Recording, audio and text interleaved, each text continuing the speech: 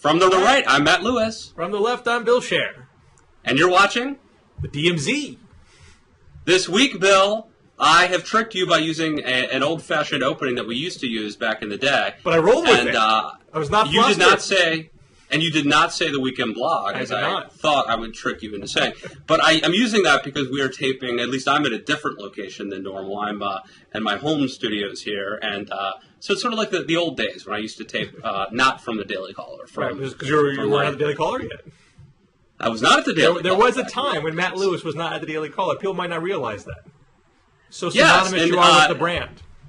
And I think people thought I was more civil and thoughtful and even-handed back then. They knew nothing. But it's good to talk to you. We're taping at night, which is unusual for us as well, so I could maybe doze off here. You are a little sharper in the morning. I am sharper in the morning. I'm drinking my back to the vitamin water zero tonight. Well, I've been awake since 4 a.m., so I'm definitely not at my sharpest. Well, based on our number of comments last week, we probably shouldn't talk about parenting because it was not one of our most. That's a winner. It was not a winner in terms of stimulating or generating comments. But let's talk about something that might. The VP pick. It's boring in a sense because it's talked about so much, but if you're ever going to talk about it, you've got to do it this week. What I want to know is because you're in the heart of the conservative media establishment.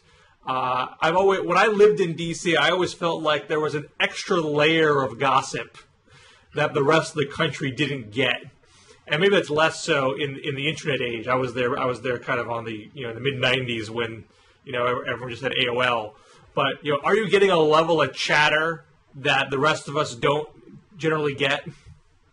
Well, I mean, I think more people. I had a lunch today with someone on the Hill, and you talk about this stuff. I mean, I'm going to say most people don't sit around talking about this. But in terms of having inside information, you really don't get it because the Romney campaign is very secretive, very closed-mouthed, and only Mitt Romney and Beth Myers know. And so everything's speculation, and frankly, the speculation that I'm hearing from insiders is really essentially the same thing that you're hearing everywhere, which is to say that Romney probably wants to go with someone like Tim Pawlenty, maybe a Rob Portman, and we've seen conservatives on Twitter, for example, Ali, and people like Robert Stacey McKay and other conservative bloggers who are pushing now for Paul Ryan. So that is sort of where we're at. Remember 4 years ago, and you've got a Democratic parallel from 2004, but 4 years ago in 2008, the same thing. John McCain wanted someone like Joe Lieberman, maybe, or Tom Ridge, and conservatives, including myself, were pushing people like Bobby Jindal and Sarah Palin and others. But in McCain's case, there wasn't a coalescing around a specific candidate in Palin for the McCain people to respond to. I don't think Palin was even in the top 5 for what conservatives were agitating for at the time. Maybe I'm wrong. But now nobody thought she could be picked. Right. I mean, she was. By the way, she was. I wrote a piece. You can Google it at townhall.com called. It was something like the Conservative Guide to VP Picks. If you Google Matt Lewis and that, you'll find it. And she was number 2. I had Bobby Jindal and Palin, I think, were the top 2 on my list. But nobody thought she could be picked. Like, there were a lot of people. My intern, Adam Brickley, had a whole blog set up, the Draft Sarah Palin blog. So there were people pushing for her, but nobody thought she really could get picked. But the dynamic now seems that the conservative movement has settled on Ryan as the dream pick and is actively lobbying for it. And if Romney picks it, I don't know if the media would treat it this way, but there's a risk that they would treat it as you got pushed into this by the activists, and that's not who you really. That's not what was true to your heart. Maybe that's not a serious calculation he has to worry about. He's going to wait on what he sees of the merits. But it does seem like there's a slightly different dynamic in 12 than 08 in that respect. But I do think it is a parallel, as you suggested. I think there's a parallel here to 04 with Kerry. Talk about this. Because maybe this was less ideological, but the Democratic rank and file, and when I say rank and file, I really mean more, the elite diaspora. Everyone had agreed that Edwards was the only intelligent thing to do. John Edwards, yeah, Kerry, you got it because you were the most qualified, and you weren't a loose cannon like Howard Dean, and you have the war medals. But let's face it, you're dull as dirt. I think he threw him over the fence, didn't he? But he had him. We're the DMZ. That's uncalled for. All right. You know what we should do, Bill? We should have on Pardon the Interruption. They have that Tony Reale guy at the end. He says, "Who made mistakes? Like, okay, you were wrong about this." We should have someone who throws a penalty flag on the DMZ. Someone who a third person who can decide throw off sides. All right. So anyway, but the sense was that Edwards was clearly the up and coming star. The most charismatic guy on the Democratic bench. Everyone knows that you need to have a Southerner on the ticket or else you can't win. Clinton proved that. Carter proved that. He could bring North Carolina, maybe even bring other Southern states. He'll be the shot in the arm. You'd be crazy not to pick John Edwards.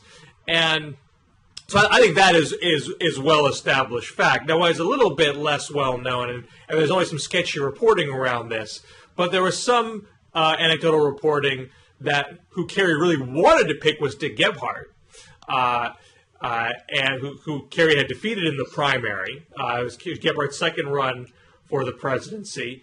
Had been minority leader, never got to be speaker, and he reportedly told, and there's even a New York Post pre-story saying that he did pick Gephardt. I mean, that's how feverish the speculation had become, that he even got wrongly reported that he had picked him. And for all I know, that actually was based on some sources that Kerry was.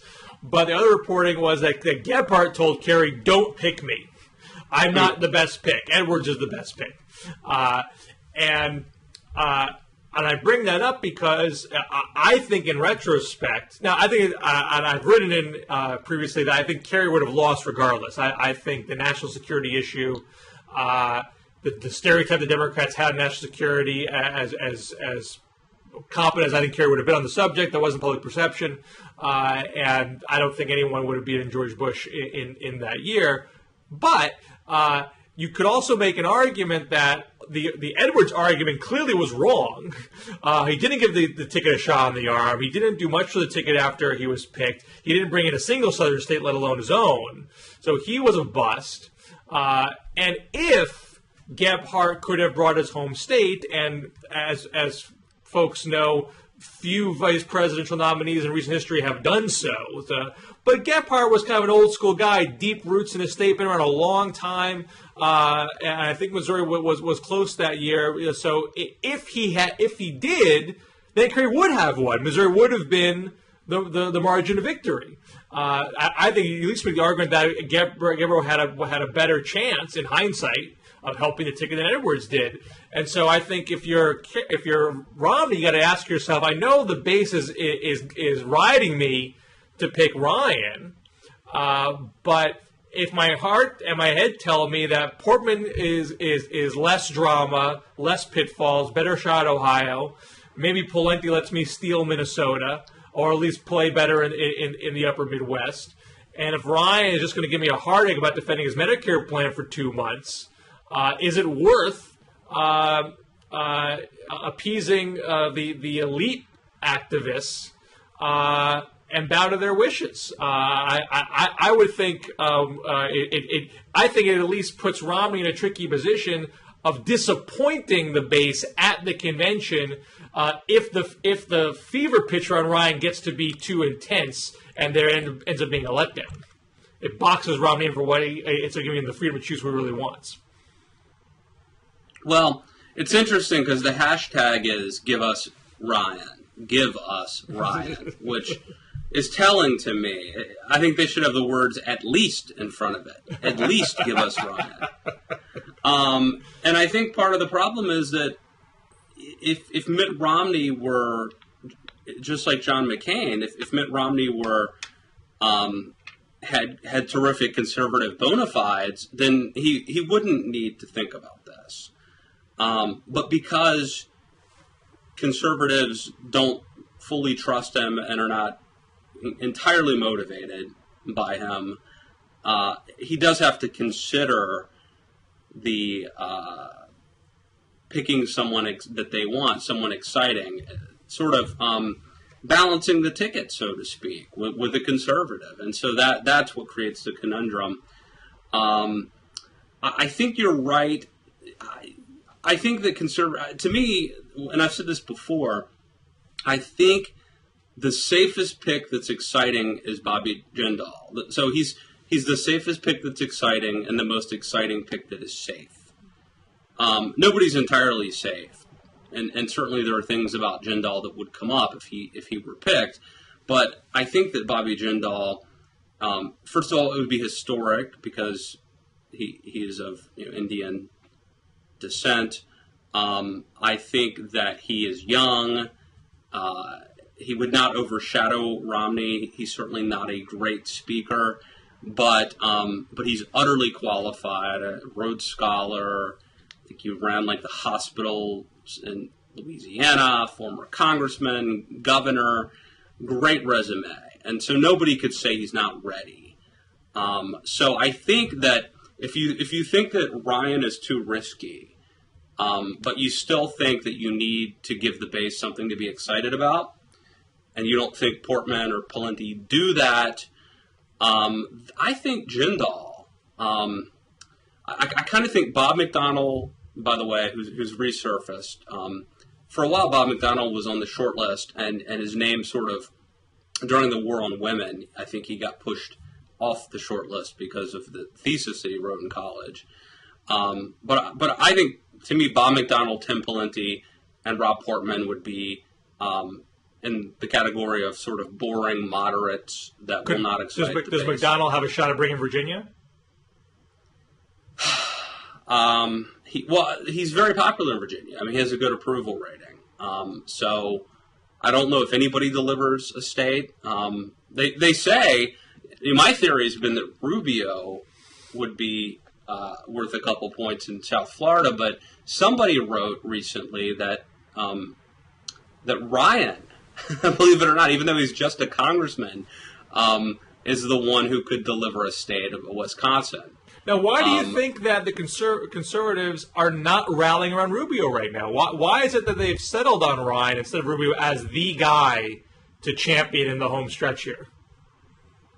Well, I think that the reason is because they're giving Romney a little leeway here, because in the post-Palin world, even though I think Palin actually helped John McCain, the perception is that she was a disaster by a lot of people, and so that's looming over this. And I think the problem with Rubio is that he's only been in the U.S. Senate for a couple years, and he wasn't, he was Speaker of the Florida House before that. But I think there is a sense, even among conservatives who love him, that if Romney decides that being in the Senate for 2 years isn't enough, that's an acceptable reason not to pick him.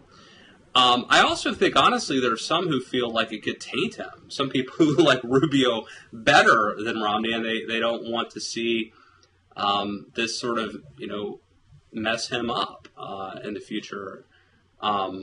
So there are a couple reasons for that. But I think Rubio and Christie are both exciting dark horses that I don't. Neither of them, I think, have enough national experience to make the cut, but you could make a good argument for either of them. Well, I want to circle back to Jindal for a second and drop a dime on my fellow liberals for a second, because I generally agree with you that Jindal in many ways is the most interesting pick for Romney to make, maybe the strongest pick for him to make. And I suggested to you last when we talked about this that he does have his weaknesses. He's got a few oddities in his bio, but they're largely religion based about his brand of Catholicism, and I think they are things that the Obama campaign would not touch. They don't want to have a big debate about who's a good Catholic and who's a crazy Catholic, but the left, at least portions of the left, will not be able to resist bringing up those things. It wouldn't be 5 minutes before somebody starts talking about it because it's in their incentive. If you're a pundit, you need to say interesting stuff, right? And so within 5 minutes of Jindal's selection, somebody on MSNBC talks about this exorcism or whatever. Right. And if you're the Obama team, you're going to want to say to those folks who have media platforms, you're going to want to say, look, we have Romney on the ropes right now. We are starting to pull away. We're beating him between 4 to 10 points in the August polling because the focus is on Romney and his record and his tax returns and his lack of a serious economic agenda. Don't move the focus off of that. We're not going to win this race by beating up on Jindal's exorcism stuff. That's not going to do it. So just shut your mouth. But the way that politics works these days, the way the media works these days, I doubt they'll have the clout to get everyone to shut up. So I imagine Romney would be successful in offering up some cable catnip that would knock the Obama team off their message, despite what I would expect the Obama team's understanding that that's not the smart way to go. Right, and it plays into the HHS mandate stuff and the culture war. So that would reignite a culture war, and I think presumably help Republicans. And the fact that he's, Indian. What do I say? You can't say he's Indian American. Is that what he is? Yeah, that's what you'd say. I don't mean to be politically incorrect here. So he's Indian American. And he is Catholic, which is not like he's an evangelical. I mean, he's Catholic. So I think maybe it'd be a little bit harder for the left to try to, I hate to use the word demonize here, but to demonize the exorcism point. So it would be interesting. And by the way, this is a good segue, Bill, to talk about something else that I've written about recently, which is something no one's talking about and nobody wants to talk about. But there could be a very interesting thing that happens is that if Romney picks most of the people on the short list, he would be picking a Catholic. And I think the Catholics on the list... Now, Palenti was a Catholic, and he's now an evangelical. But I think Bob McDonnell's Catholic. I know Bobby Jindal's Catholic. Right. Rob Portman's a Presbyterian or something, so Portman's a Protestant. Who else we got? Christie's Catholic. Rubio's Catholic. Paul Ryan is Catholic. Kelly Ayotte? So, Kelly Ayotte. Sorry. Ayotte is, not to correct you, but the way to think of it is Romney... There was this... So somebody had this picture of Romney on a yacht. Take out the dirty part of that, but there is maybe that's the biggest strike against her now. Well, there is that funny caption you could put in there where it's a picture of Romney and it says, "I said a yacht, not a yacht."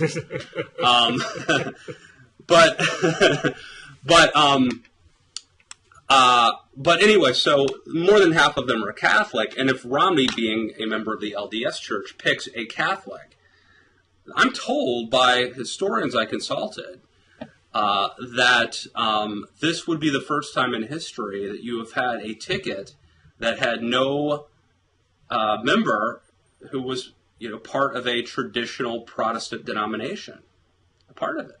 So that's interesting. I mean, you mean just the Republican side? No, I think ever. Well, I mean, because Obama is United Church of Christ. I wasn't sure if you were considering that to be not a traditional Protestant church or not. No, that is a Protestant denomination. But you would not have in either ticket, in that case, anyone who is white Anglo-Saxon Protestant. You'd have no WASP on either side of any major ticket, and that would certainly be an historical first. That would be interesting, yeah, because Biden's Catholic. And, you go back and look. I mean, like, Thomas Jefferson, I guess the closest you can call him is a deist, but Aaron Burr, I think, was his VP, and he was a Protestant, right. Pretty traditional. So nobody, to me, here's why I feel like this is like an historical thing. It's a huge deal. Like in 1960, when John F. Kennedy, ran as a Catholic and won, he had to give this whole speech, and it was like a huge problem in conversation, and it was, people held it against him. And my point is the fact that no one is mentioning this or really cares about it, it's probably a sign that times have changed, if nothing else. Well, right? I wouldn't go that far. I mean, I think you have two factors at play here. One, Romney is not highlighting his historical fact, being the first LDS member, topping the ticket. He doesn't want to call attention to that fact. And the folks on the left who, and look, I think the folks who thought that the Obama campaign was going to run an anti-Mormon campaign, I think they've been proven wrong. They're clearly not doing that. They're not alluding to it. There's no code language there. That's not happening. But there are segments of the left, nothing in elective office, anything like that, but things you see on Twitter or whatnot. Look, there's outright bigotry against Mormons. I mean, it's not true just on the left, but it's true across the board. But I think the what should be and what generally is the liberals' historic posture of celebrating religious diversity and breaking barriers. You're not seeing any kind of applause that a non-traditional faith is topping a ticket. I think of this too, Bill. If Romney went, let's say Romney and Ryan win, you would have a Mormon president, Catholic vice president, Mormon majority leader, Catholic speaker, with a Jewish whip, and a Supreme Court, by the way, does not have a single Protestant. Right. Five Catholics. It's almost all Catholic. Five Catholics. Catholic and Jewish, right? 4 are Jewish. So right. The entire, under that scenario, essentially the entire leadership of the 3 branches of government would be lacking a single traditional Protestant. Right. I mean, I think it's something to be excited about. Huge. Yeah. I just think it's something, whether you like it, you don't like it, or you're indifferent, it's historic. I mean, yeah. It's unheard of, and nobody even notices this. Right. I don't think. Both sides have reasons to not talk about it in those terms. I've written a couple posts about it, and they've gotten 2 or 3 posts and 2 or 3 comments, and nobody has linked to them. Nobody has. I think it's just very interesting.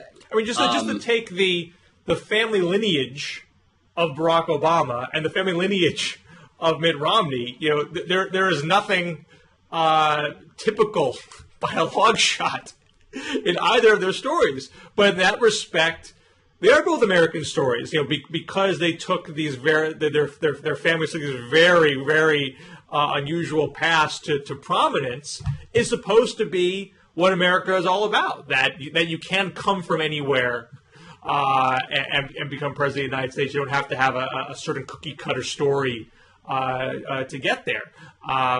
But in politics, playing up odd aspects of one's back. I mean, this is why I think Obama has had a leg up on Romney. He has found a way to talk about his story in a way that resonates with people's sense of what America should be. And I think Romney has a tougher challenge there. But let's face it, the Mormon story is integral to 19th century America. It is a huge part of American history. And in the PBS documentary, The Mormons, about this, they talked about how here is a faith that literally was a staple of attack in several presidential inaugural addresses in the 19th century. And then, a mere century later, which is, not that big a stretch of a time in the sense of, history, the Mormon Tabernacle Choir is now a fixture at presidential, inaugurations. I mean, that's a whiplash. It's a head-snapping change in perception. Now, it hasn't gone as far as people fully embracing every aspect of the faith. I mean, we certainly see polling showing that people will not vote for someone just because he or she is Mormon. But there's clearly, Mormonism is way more accepted today than it was in the 19th century when it was considered, antithetical to the state. And so that story, it's a terribly interesting story. It is, and once again, if you want to know something about this, you need to tune into the DMZ, because we're the people we're the only people talking about this story. We own this story. Now, there are a couple of things we want to talk about. Do you want to make predictions though? I think this might be the last time. Prediction? Did we do this before? I feel I've not. I feel like I've made many predictions, and I feel like I've probably every time made a different prediction because as much as I want it to be Ryan, I certainly hope you guys still have the chops that you can put the hammer down on Romney and make him pick Ryan. I think. I imagine he would have the calculation that at the end of the day, no one votes for VP. McCain had a deeper problem. He wanted to pick Lieberman. That guy, Lieberman might have got voted down on the convention floor, so he couldn't do what he wanted to do in his heart. He wouldn't have that problem with the Portman or Pawlenty. So I would think Romney is going to want to do the same thing and probably go with Portman. The one thing that makes me pause is, as I alluded to earlier, he's losing. The gap between him and Obama is starting to widen. Does that get into his head and make him do something that he would not otherwise do and feel like he has to throw a long ball and pick Ryan? That's the one thing that makes me pause that prediction, but I still lean to him going with Portman. Well, first of all, I think he likes Pawlenty better than Portman. I think he wants Pawlenty. And Pawlenty has the benefit, now Portman's from an important state, the swing state, but Pawlenty's from an important state. The problem with Jindal is Louisiana, not, if Romney, am I right to say that if Romney doesn't win Louisiana, it's over? Well, yeah, Louisiana's not a contention. That has to be. Jindal doesn't have any hope of bringing a state or a neighboring state or anything like that. He would be there just for the historic nature of it, the excitement it would bring, and be able to say I'm doing that along with the fact that he's clearly competent for the job. I'm gonna say Pawlenty. All right. I'm going to say Pawlenty. All right. Is that what you say? You said what? You said Portman? I said Portman. I think he, all things being equal, to try to get Ohio. Because Minnesota's out of reach. Well, you may be right. We should. I'm going to go with Pawlenty, but but you would rather see Ryan. I would rather see Ryan. I think, and I'll tell you why. Bill. I think that it's very important not just to win the election, but also to win and have a mandate and to do something. And I think that if there are people like Rubio has a message, Christie has a message. I think Jindal would even have a message. And I think Ryan clearly has a message, entitlement reform.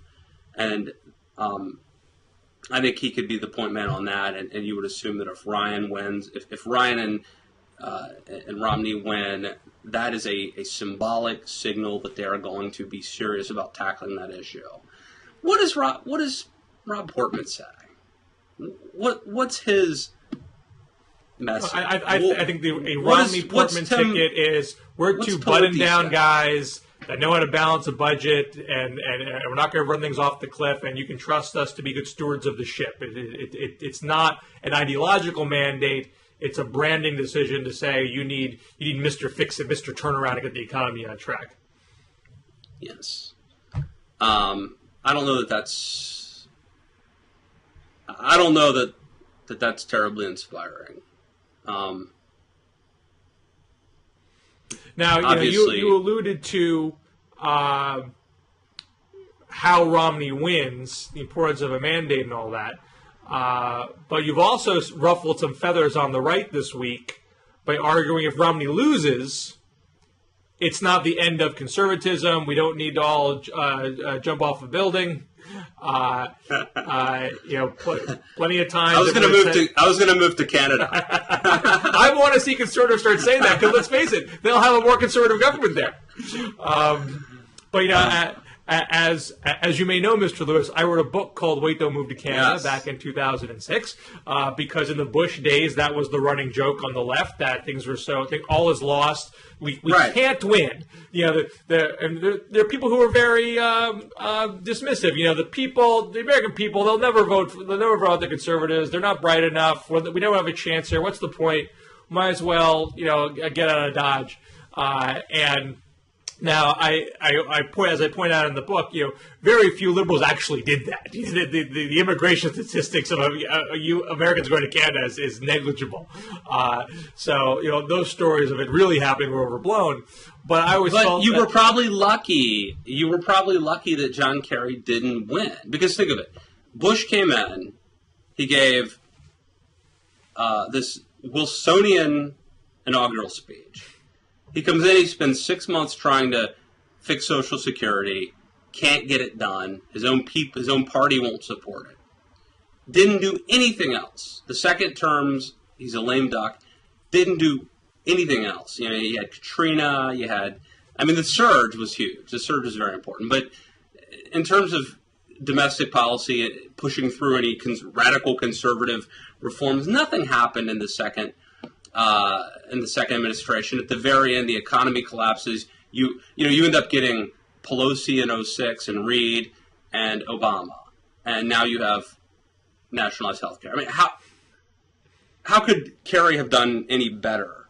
How could it have worked out any better for you, Bill, or for the? I think in the long term, this was the better outcome. I think in the short term, I would argue some very bad things happened between 2004 and 2008 that I wouldn't have wished upon people and I would have preferred to have avoided.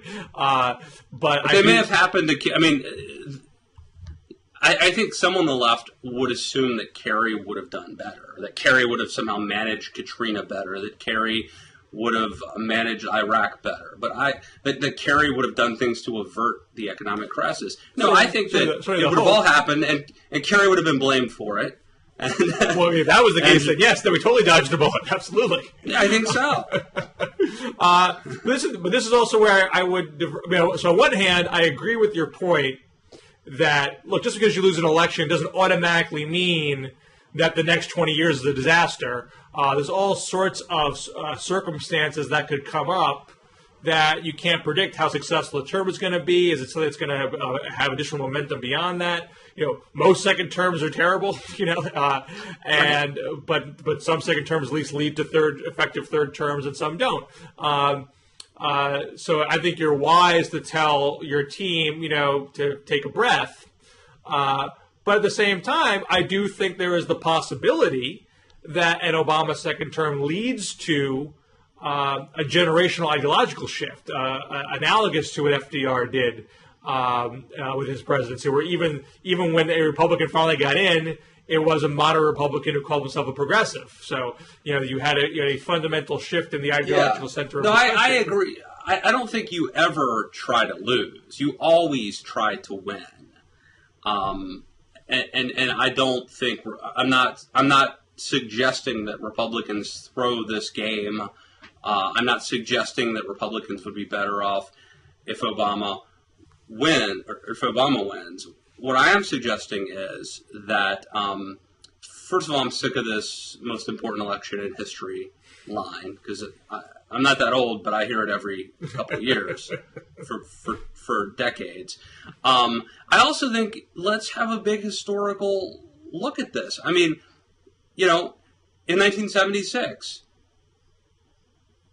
it's good that Gerald Ford lost. It's good for, not just for conservatism, but I would say for America that Jimmy Carter won. And a lot of bad stuff happened. There were gas lines, and there were hostages taken.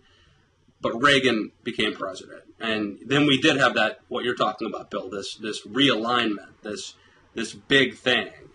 That Reagan got 3 terms, essentially, and dramatically changed the trajectory. And I would of argue America. that Clinton was somewhat hemmed in for what he could do because the Reagan era had still redefined the ideological center of the country.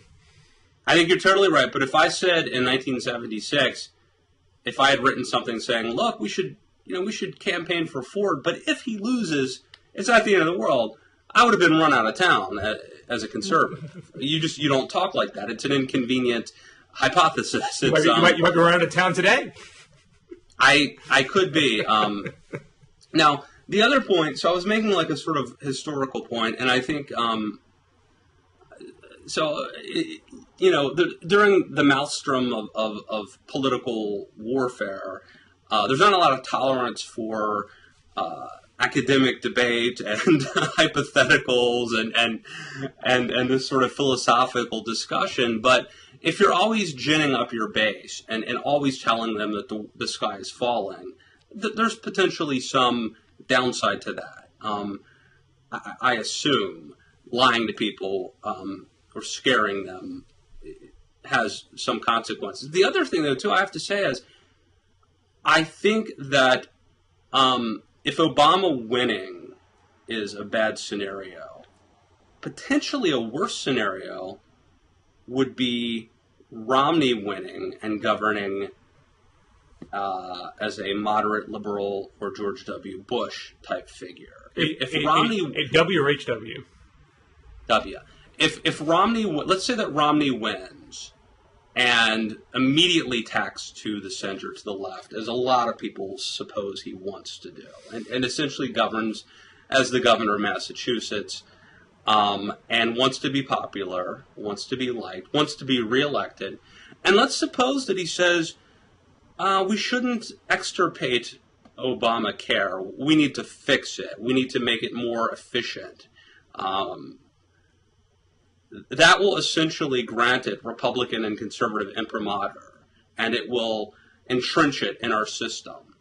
And the damage that could do, never mind, what it might do to America, because we'll debate whether or not Obamacare or Romney Care is a good or a bad thing, but certainly the brand damage that would do to the Republican Party would be, and the conservative movement would be utterly disastrous. And especially when you consider, if we just wait 4 years, look at the bench. You've got Marco Rubio, Bobby Jindal, Mike Pence, Chris Christie. There's tons of conservatives getting elected right now for the first time, and this incredible crop of young conservatives who aren't sort of tainted by the Bush years, who weren't liberal governors of northeastern states, who could presumably come in and be fresh and Reagan-esque, but instead we went with some guy sort of left over, and he destroyed the Republican brand. I mean, so I'm just raising these issues, and they're very inconvenient, Bill, because what we want to believe is Republicans want to believe that we've picked our guy, he's freaking awesome, he's the second coming of Ronald Reagan, and Obama's pure evil, and this is the most important election because of Supreme Court justices. By the way, you could pick the Supreme Court justice you like, and they could still vote the wrong way. We found that out. So, I mean, anyway, that's where I stand. But just to take your logic a step further, I mean, it's also possible that Romney could go in. I mean, and I think it's probably obvious he's not going to actually repeal Obamacare if he wanted to. He would never get it through the Senate, but he might just simply accelerate the state waiver aspect of the law, which currently exists. It doesn't kick into 2017. He can move it to 2014, which Obama has already said he would do if that bill passed. He could then get that bill passed, I would imagine, and allow states to be more like laboratories of reform and wrap it up in a conservative bow the way, even though I think Obama's doing the same thing right now, but conservatives aren't giving him credit for it. And because the Republican doing it, conservatives might grouse a bit, but they'd probably let it go and focus on other things and diffuse the issue and have it not be this constant festering sore of an issue in the American politic, in the body politic, and give it a bipartisan sheen, and you'd still have private insurers, and you'd still have elements of market competition, and we all move on with our day. No, I think you're right. I mean, I don't want to paint this doom and gloom scenario. It's possible that Romney turns out to be a terrific president. I mean, it's not. That's just crazy talk. Notion. No one believes that. It could happen, and he could be. So we'll have to wait and see. But I guess my post, honestly, is a rejection of.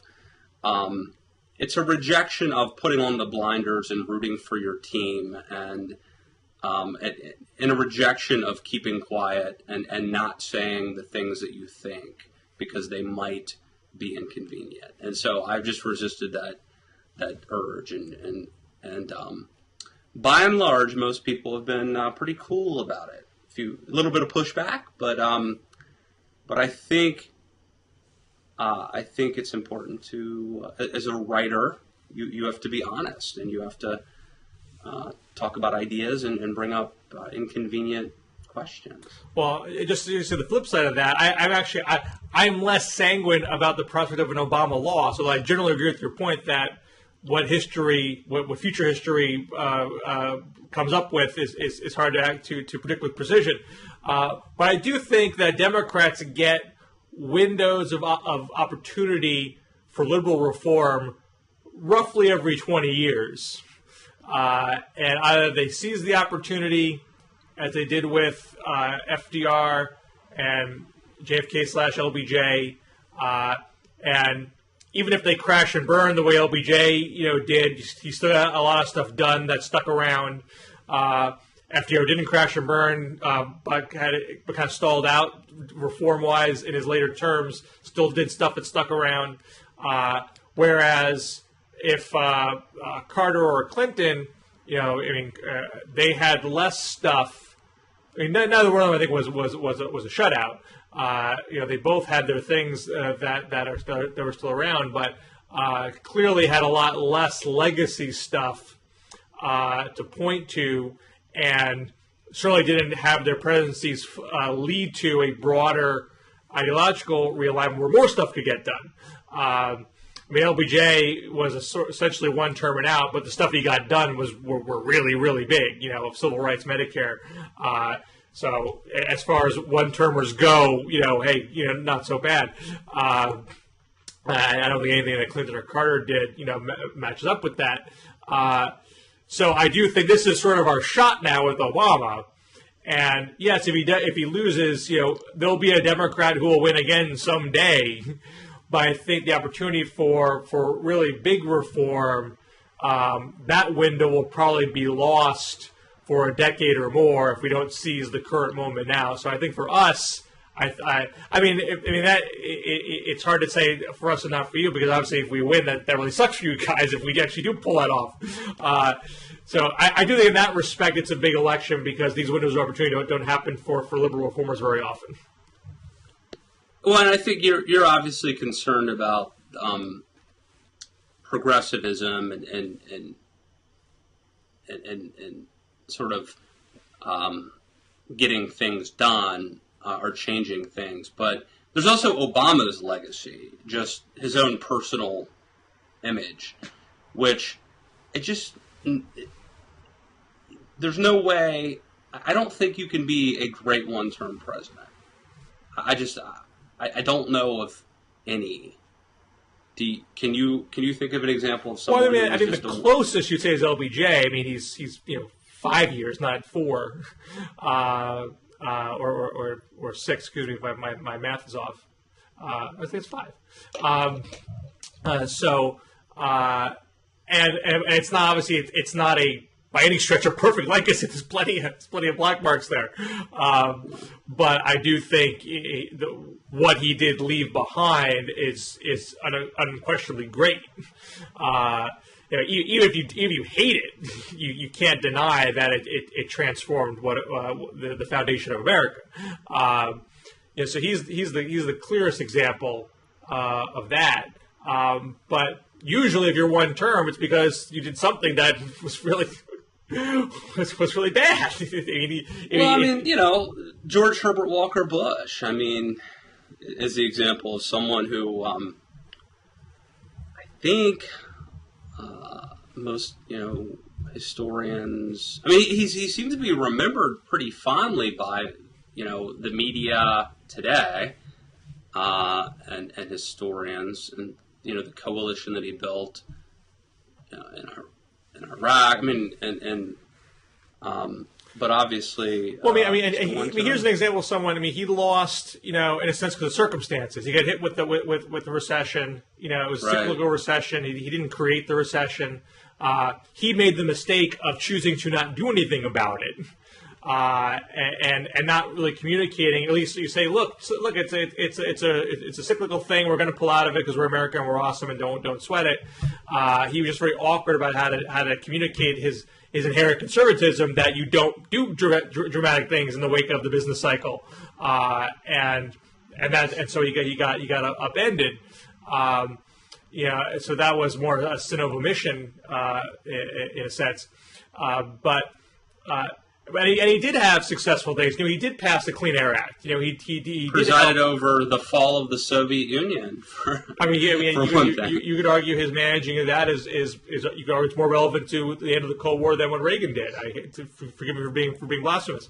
And there's also, you could say he had a historic deficit agreement, even though it might have been his political downfall, but it did help with the deficit, even though he raised taxes. That was the point. So you could say he deserves some credit for stuff like that. I think American with Disabilities Act was on his watch too.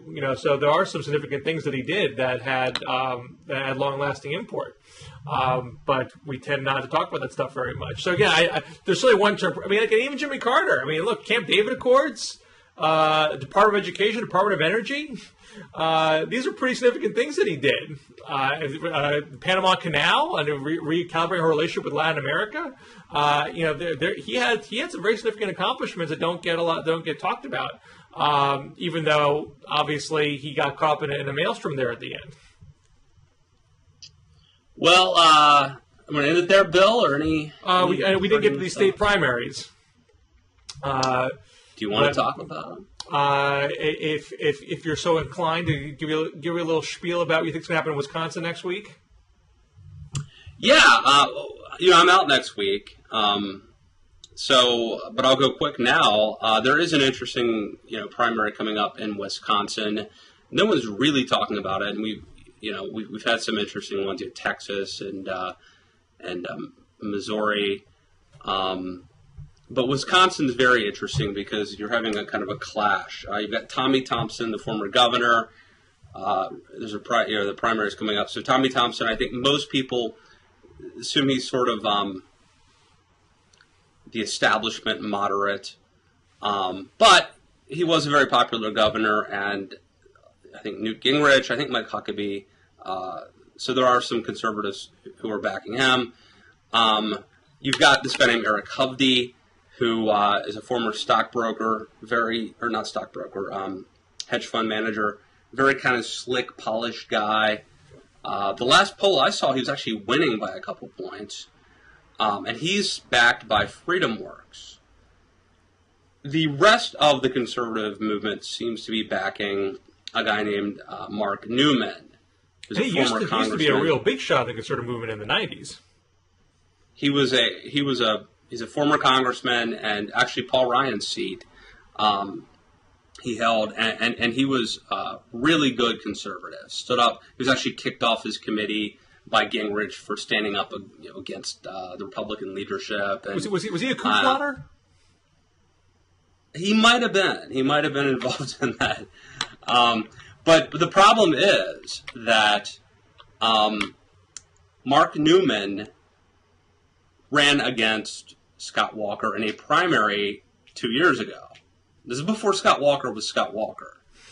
And it was a very bitter and negative primary. And so now Scott Walker's people are, they don't like they're holding a grudge, and they're working sort of behind the scenes to try to help Hovde and hurt Newman. Now, Newman is backed by the Club for Growth and Jim DeMint and Eric Erickson at Red State. And I would say that Newman's got a great track record. He's a proven conservative who will stand up against spending, against. And I assume he's backed Walker's policies as governor, right?